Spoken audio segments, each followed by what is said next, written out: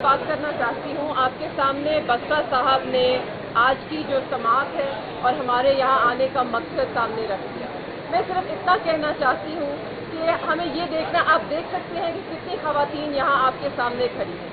पहली बार पाकिस्तान के general elections में इतनी भारी तादाद में खवातीन ने इस जबर का सामना करते हुए जनरल इलेक्शन लड़ा और इतनी बड़ी तादाद में उन्हें असेंबलियों से जीतने के बावजूद बाहर रखा गया धांधले के तहत। आज हम बतौर खवातीन, पाकिस्तान की खवातीन के लिए भी इंसाफ मांगते हैं। अगर तो हम चाहते हैं कि इस मुल्क में औरतों की ज़्यादा रिप्रेजेंटेशन हो और खवातीन आएँ और सियासत का हिस्सा बने, तो हमें उन खवातीन को इंसाफ देना होगा।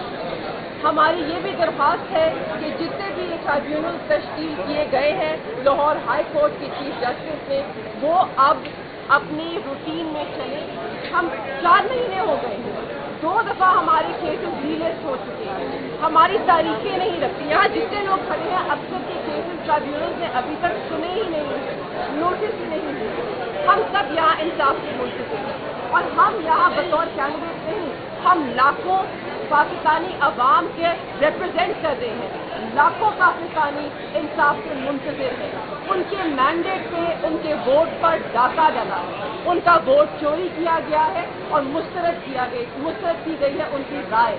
हम उनके लिए इंसाफ लेने आए हैं, अपने लिए हम सीटें मांगने नहीं आए। ऐसी 1000 सीटें कुर्बान हम पाकिस्तान की जमहूरियत के लिए लड़ेंगे। मैं सिर्फ आप सबसे इतनी दरख्वास्त करना चाहती हूँ कि हमारी इस आवाज़ को उजागर कीजिए, क्योंकि ये आवाज़ हमारी नहीं, ये पाकिस्तान की आवाम की आवाज़ है, ये पाकिस्तान की जमहूरियत की आवाज़ है। और अगर आज ये आवाज़ बंद हो गई तो जमहूरियत हमेशा हमेशा के लिए दफन हो जाएगी।